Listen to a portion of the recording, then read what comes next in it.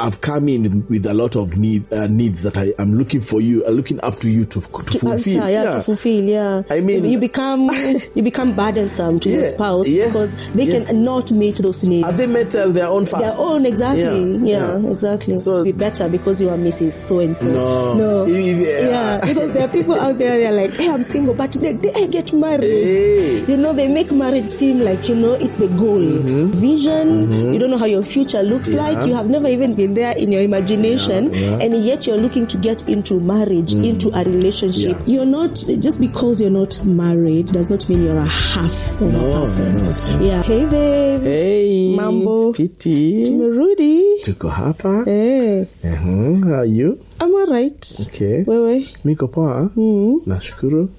Yeah.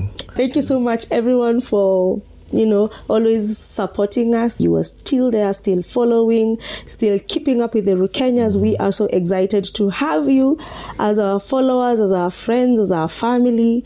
Yeah, and we're here to continue with the conversation. Sure. Yes.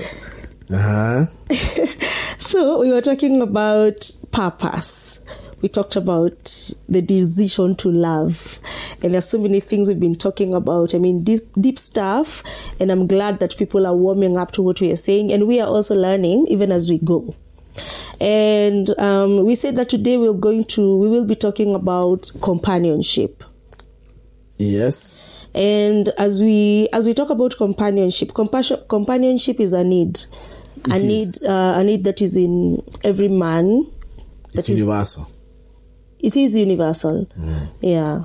It is, you always say that it's God-given. Like, we were created to have companionship. Like, no one was meant to be alone. We were all meant to be with someone. But even as we were having this discussion earlier, we started talking about companionship, and we talked about how, as compassion is a need, there are also other needs that men have. Yes. Yeah, do you want to touch on those ones? Men, when you say men... Yeah, men, I don't mean the man gender. Not the male. I mean the human beings. Being. Yeah. Yes. It's interesting to find out that if you ask anybody what are the needs of a human being, and what are the immediate ones, they tend to go to primary needs and secondary needs. Yes. And they'll automatically, if I would ask you, you'd go to food, clothes, and shelter. Yes. Well, surprise, is that the needs that are actually a need of a man, the man being the holistic man. Yeah, because food, clothes, and shelter addresses only the fleshly man. Yeah. But if you look at the holistic man, he's physical, soulish, and spiritual. Yeah. Then he comes to the needs that are yet we are about to address. Yeah. And these are the needs which start from number one, which is the most important, which is identity. Yes, identity. Yeah. Identity. And then number two is we handle the need for security. Yeah. Every man and every woman, as we continue, says they need to know who they are. That's their identity. And then they need to feel secure. They need to know they're secured, their security or their future, or rather even it's their life is secure. Yeah. And then the last one, which is the third one, which is how accepted are they? Yeah. So acceptance. Yes. Yeah. Yes. Wow. So identity, security, acceptance. Sure.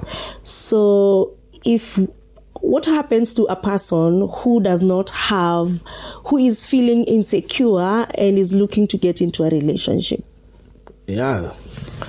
Yes, that's always a good question, because you see, you'll find before these three needs, even before a man can know they have those needs, they are always there.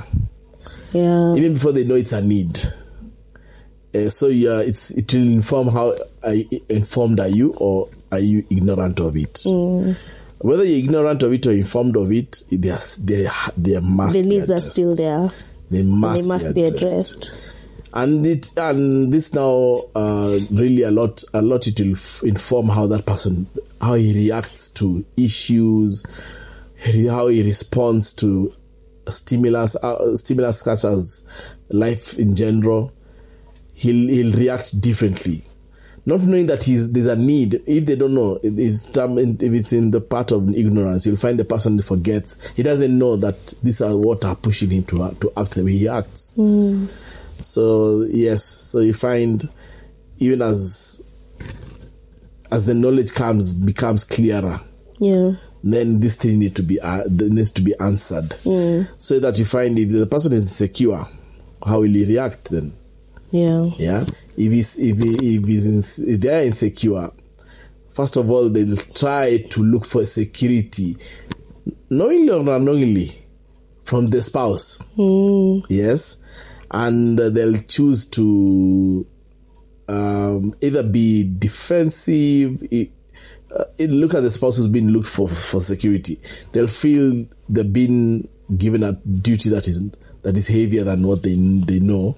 Yeah, or rather, duty is heavier than what they're prepared to, or maybe can they even offer it? Maybe they can't even offer it. So you find this person without the need of security being addressed, will tend to really push the spouse, and either knowingly or unknowingly, because the need is crying for satisfaction. Yeah. Whether he knows it or they know it or not, they'll be up. And that's why you find people, I don't think that's why you find some people say, my spouse is possessive. You've heard of that? Yeah, I have. They're possessive, they're very clingy. They don't give them space. Yeah, the protect all those overprotective. So that answers to what? What does that mean? That this person is insecure. Insecure. Yeah, they're insecure. They think when you walk out of the door, they've lost you. Yeah. So to them, unfortunately, every minute will be a phone call. Yeah, wow. You've reminded me of someone I dated. And during that time, I had gone for a burial with a friend of mine, and we had gone to spend the night there because I just needed to be there with her overnight before the day of the burial so that I can assist at home and just be there for her. And during this time, I was dating someone. And as we were there, the day of the burial was the birthday, was this guy's birthday. Now, it happened that, you see, now it's the day of the burial. Yes. And I have come here with this lady to assist at their home. Yes. And it's Uko Ushago. Yes. So you can imagine, you wake up early in the morning, you have to arrange the sitting room, go, collect firewood. And the setup was like that. Yeah. So I couldn't take my phone to the outside kitchen because, there's nowhere to lay my phone. So I left my phone in the room where I was sleeping, and it was in the bag. And I was there helping, set up the fire, make tea, and all that. Later, when I came to take my shower, I found lots of messages on my phone. And one of the messages was like, why are you not responding to me? Why are you not answering my calls? I've been trying to reach you. And, I responded and said, hey, I came here to help. There's no way I'll be on my phone. Plus, it's in the morning. So this is the most vital time because we're expecting guests to come. Of course. So it's important we make sure the house is clean and prepare tea so that when the guests come, they find tea ready. Sure. Yeah, so this guy was like, you've not even told me it's happy birthday. And it's my birthday. You know what? Don't even tell me happy birthday. You are not the source of my joy. Oh, what? That's what you're talking about. And I was like, what? I am not the source of your joy. Of course. I'm not the source of your joy. Of course. But, so he told me that, you know what? Don't even text me. Don't even tell me happy birthday. You are not the source of my joy. I will be happy on my birthday regardless of your presence, and even if you don't even tell me happy birthday. You know? I was like, we are very few months into dating, and you're fussing about a birthday wish, and you actually even understand where I am and everything I'm coming to do here. So I was like, wow, this guy must be suffering from something. Yeah. That must have been a red flag. Yeah. That was a big, that was a huge red flag. Yeah. So I collected that one, put it aside, and there were so many more. I'll continue sharing my red flags, the ones that I've seen. Yeah. So one of the signs that we see, even as you're talking about identity, security, and acceptance, that these three needs can only be answered by God. It's God who answers them. Yeah. It's only God who can answer those three things. Yeah. Because you see, where do you find your identity? Yeah. In Christ, In Christ. Yeah. You only know then in Christ we become what? We become sons. Yeah. And so we answer to an identity, which means, who do you answer when you what do you know of yourself? Who are you? Yes. You answer in who you are. Yeah. And that is, you're answering that you are a son of God. Yeah. So you find it in God, only in Christ. Yeah. And then after you've answered now who you are, yeah, then you answer the comes in now for it. You settle in your spirit that you feel secure. You're secured. You don't need any person to affirm that they can give you what you're looking for, because you've already found it in your identity in Christ. So you become secure. Yeah, you become secure, and now the security is found also in God. Yeah, you're secure in God. Why? Because you know that then you have secured even your eternity. Yes. Yeah, where you're going to spend eternity, future, present. You're secure in that, and so you rest. Actually, you enter into rest. So you've known yourself whose you are for and whose you are, and you know you're resting. You know what your future looks like, what your present looks like. Are you secure in that? Then you rest.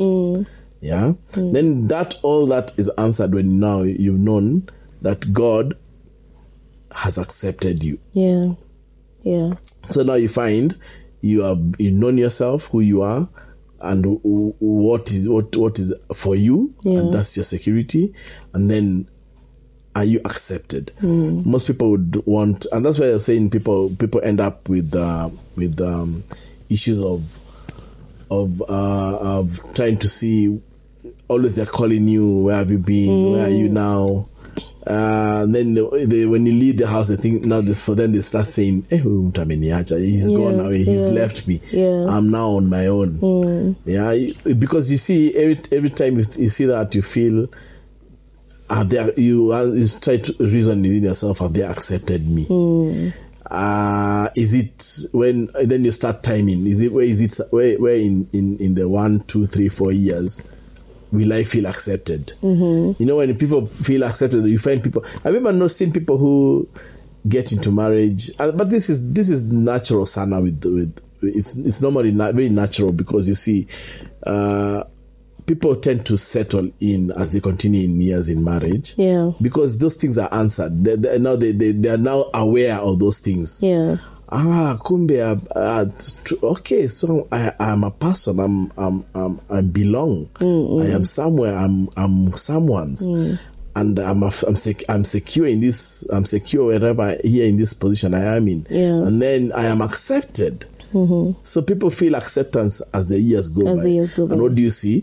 People add weight. They're start settling in. They start changing their appearance. People now discover now you have an identity in somewhere. You found yourself somewhere. Okay, then then yes, it's God who has answered these questions. The issue of the identity, security, and acceptance.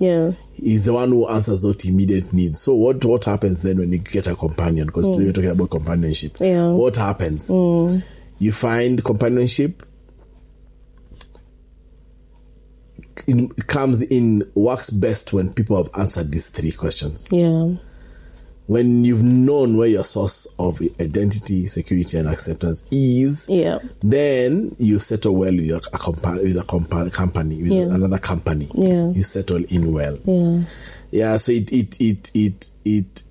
it's not the other way around, that you come in to look for companionship, to look for acceptance, to look for identity, to look for security. You don't come in to look for those things. Yeah, true. That's what apparently it beats the logic when you find I've come in with a lot of needs that I'm looking for you, looking up to you to fulfill. Answer, to fulfill. Yeah, I mean, you become burdensome to your spouse because they cannot meet those needs. Are they met their own first? Their own, exactly. Yeah. Exactly. So so and then now you play. They'll put you in a position where you'll play like a god to them. Yes. Things that God should answer now is they play that position. Yes. Who can ever play such a position? Nobody. There's some places when you find sometimes when you have to tell some brother, even some people who come to you for help, most of the time they come to sharing with you, crying on your shoulder. Yes, you give them a shoulder to lean on. But not every time you'll play God for them. Yeah, true. You can only take them so far. Yeah. And then you tell them, here you have to stand and soldier on. Yes. Look up to the hills, to the skies now. Watch out, Namamba hills. Because now you want me to play God in your position, in that position. I cannot. You cannot. I can, even for our children, not just even for companionship, even for our children. There are places you cannot play God. Yeah, true. Yeah. Allow them, those relationships, allow them to turn their focus from this side to up this side. Yeah. I love what you're saying, because it also answers to the question about churches and ministry, because you find people going into many churches because they're looking for God. Yes. They're looking for God in their pastor. Yes. Looking for God in the praise and worship. Yeah, looking for God in the congregation. Yes. They're like, I went there 2 Sundays, but I didn't find God. Yes. And you're like, what? Yeah. Like, and so this means that even as you're looking for a companion, as you're looking for a spouse, don't look for a God. You're not looking for someone who is going to be all this to you. No. This person is also a human being. Yeah. Like, of course, there will be red flags that you need to run away from. Yes. But there are issues that you should not take. Yeah. There's a time we were talking about past hurts. Yes. And we talked about how to accommodate, because you might be dating someone who just needs help, needs cushioning, needs to be shown the light. Probably they just want someone who is truthful and who is going to tell them, by the way, if you continue this way, it's not going to end well with you. I can help you up to a certain place, but from this point on, you actually need to brace yourself and face this mountain, face this giant. Otherwise, history is not going to repeat itself so that you can mend, or so that you can avoid what happened to you. So you have to revisit your history. Yeah, you cannot. Yeah, it's not going to be helpful. It's only going to torment you over and over again. And so what we're saying is that even as you're looking for a companion, even as you're looking into getting into marriage or into courtship, and now, intentionally date for marriage, you need to be able to answer these questions. Like, do you understand that you are accepted in the beloved? Do you understand that only God can answer the question of identity? You are not going to be better because you are Mrs. So-and-so.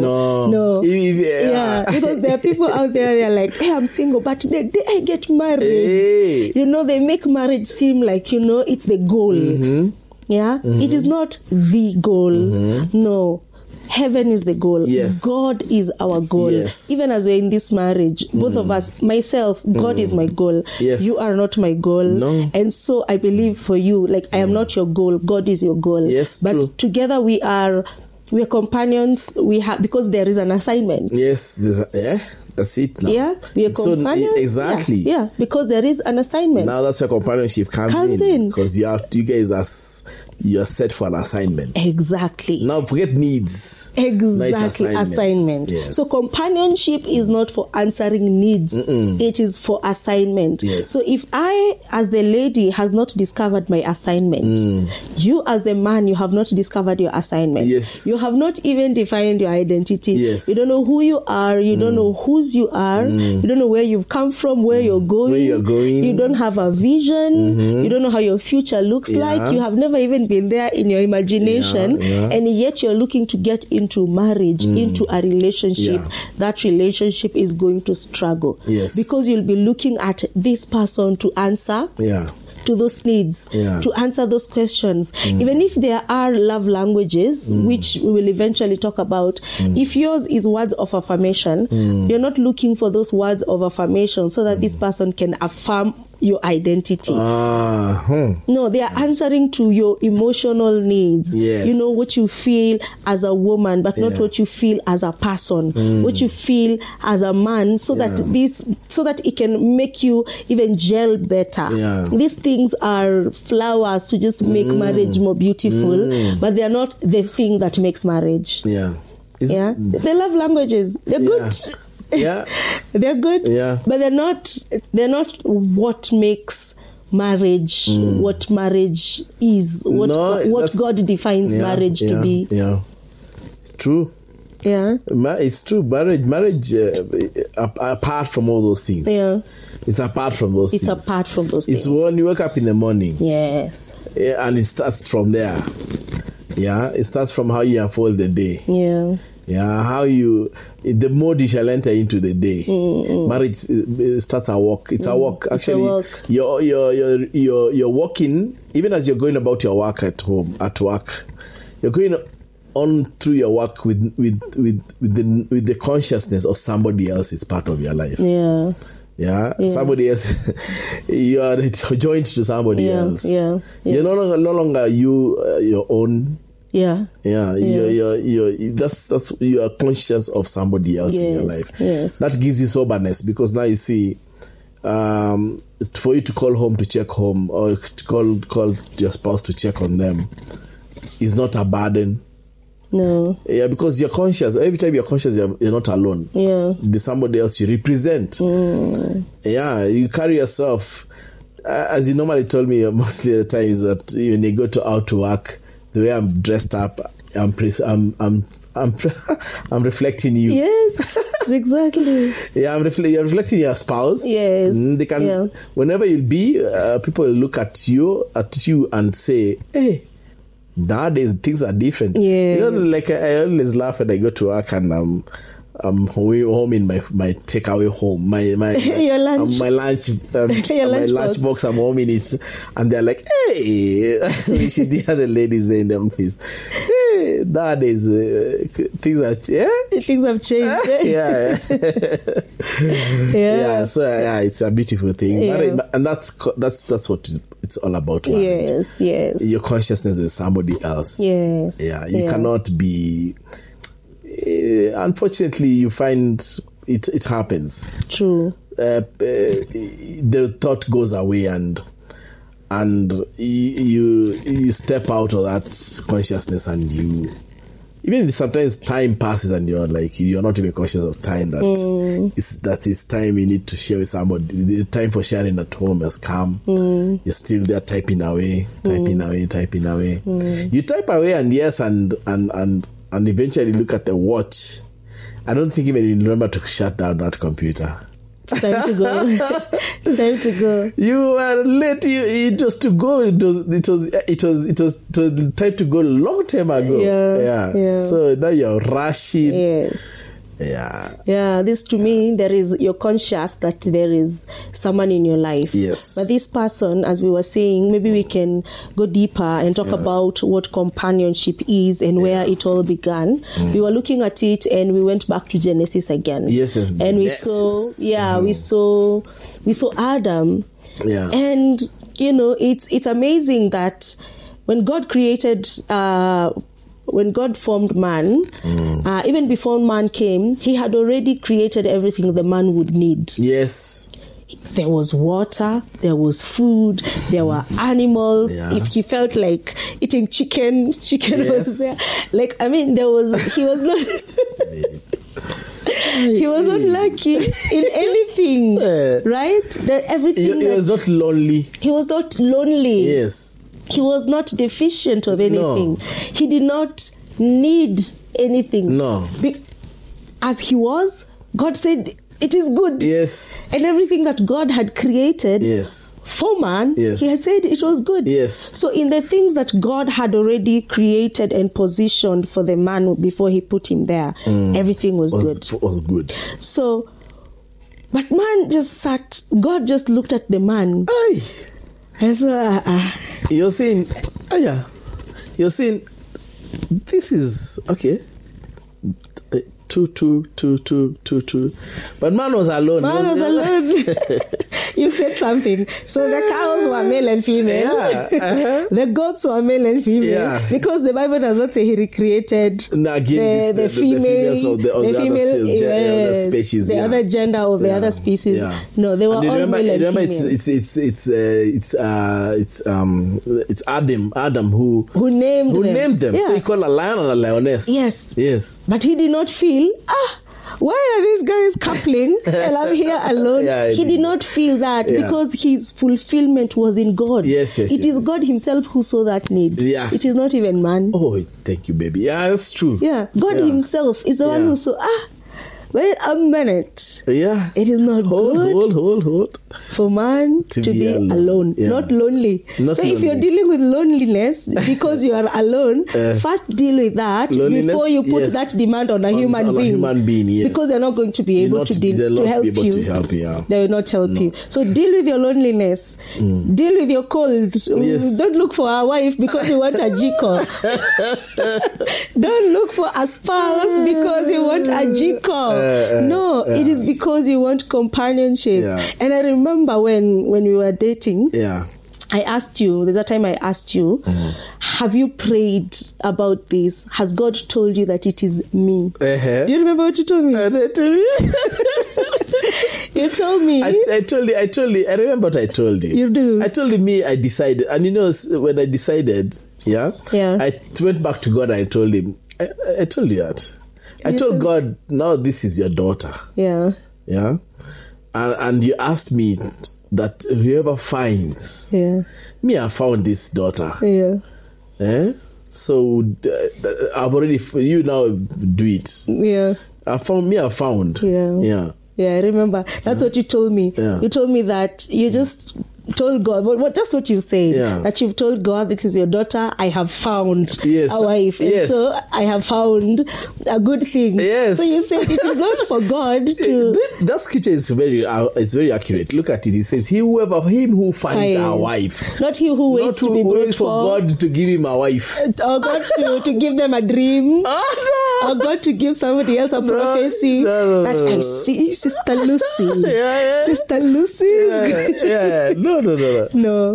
You find. It's the finding is up to the man. Yes. And then you can approach God and tell him, you found a wife. Now, you remember the Jewish traditions. It's a father who identifies the wife for the son. For the son, yeah. So it's this the daughter now. When this man is brought for the daughter, he says, yes, this is a wife for me, and I'm ready for him for them. And then he goes to the father and tells the father yes.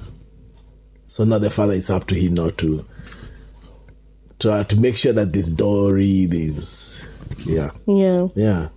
Wow. So now, so this is where God has created you. Yes. Yeah. He's brought a wife for me. So it's me to come and look and say yes.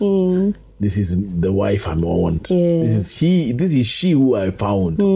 So Father, yes, here she is. I present him to you as my who I want as a wife. Now it's up to him to make sure there's dowry, there's all yes. That. Wow, I love that analogy, and we're going to end it here. But I mean, you're saying that it is the man who finds the wife. Yes. After you have found the wife, bring the wife to God, bring this matter to God and say, I have found. Yes. I remember Adam naming the woman and saying, this is now bone of my bone. Yes. Yeah, because she is woman. Oh, she's woman. She's woman called she's out of me. Yeah, she came out of me. She's now bone of my bones. Did you see? Even he didn't tell that this is a woman who God has given. No, me. He didn't even add God there. He didn't say anything about God. He mentioned God. He didn't mention God. Nowhere. Yeah. It's him who to find. He saw it and he found. Aliona macho ikapenda. Yes. You know, it's actually God. After Adam has identified Eve, this is now bone of my bones. Yes. God came and blessed them. Yes. Like, you know, it is for the man to pursue. Yeah. Pursue, find yourself a wife. Yeah. After you have found yourself a wife, then, you know, God is going to bless that. Do you know he blesses what he finds is good, that is good. Yes. You don't find chaos and bless it. Yes. You only bless what has really touched something in you. Yes. And Adam and Eve must have touched something in God. That only what he would speak was a blessing. Yeah. So even sometimes, you know, with our children, yeah, they might outdo themselves. And at that point, allow them to be blessed. Get to allow yourself to bless them. Get to allow them to bless them, because that blessing will bring fruit out of that goodness of that child. Actually, he'll not even know it will grow because it was blessed. Yes. And it will give fruit. Yes. That is why we're here, because Adam and Eve were blessed. Yes. Humanity. Humanity is here. I mean, 6,000 years later. Humanity is here. Yeah. They had very many children. Yes. Very many. Today, you can't even count. Yeah. We are all the offsprings of Adam and Eve. We are all offsprings of marriage. So marriage is a good thing, and marriage can give birth to anything extraordinary as long as it's in purpose.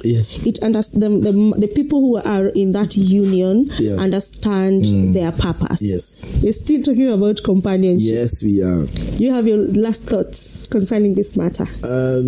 Probably yes. Let's as we continue talking, let's talk about that, the needs and how they answer. They are answered even before you get into companionship. The needs need to be answered before you get into companionship. So that when you enter into companionship, the company that you get to join with, they'll find somebody, the other person they meet will be a complete person.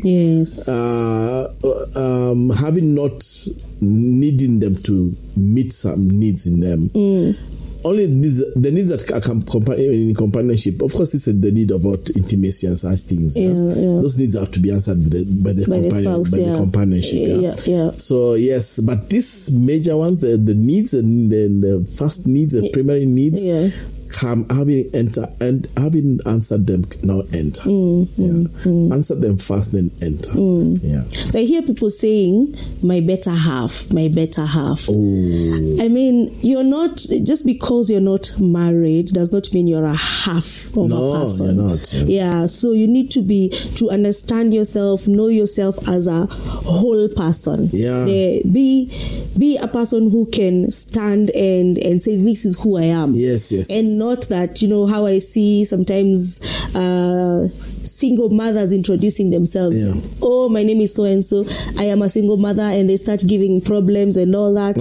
You know, I mean, single motherhood is not an identity. Being a single girl, being a single father, being a single man is not an identity. No, it's not. That is just a situation you found yourself in. Maybe because of divorce, bereavement, separation, whatever it is that happened. But your identity is not does not come from the things that have happened to you. External. The externals. So your identity needs to be defined by your maker. Yes. It's like seeing a car being driven around without knowing even the manufacturer. I mean, how can you even trust that car?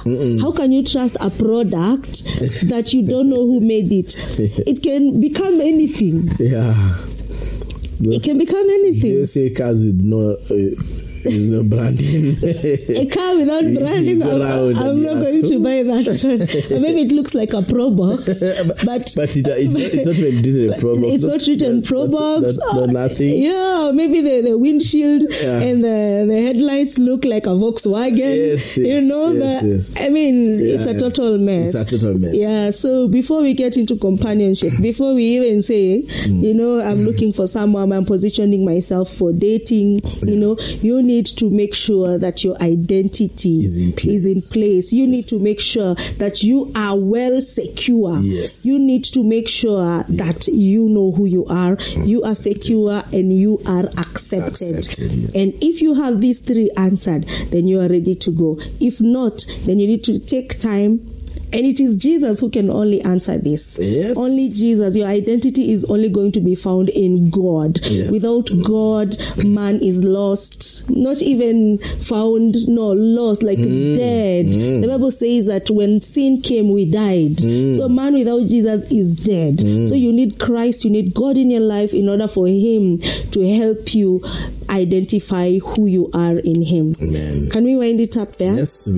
Let's do this as part one of companionship. We were laying up the foundation. We're going to come back on the next one and talk about the needs that needs to be answered before you position yourself for dating. Yes. Sawa. Sure. Thank you so much for tuning into the Rukenya's Brian Rukenya, Annie Rukenya. We'll see you again on Friday. Remember to subscribe, share, and what else do they do? Comment. They comment, like. Yeah, we said that. Oh, you said. Oh, the bell. Did you say notification? Yeah. Like a bell. Yeah, that's right. Okay. Okay, so bye. Bye.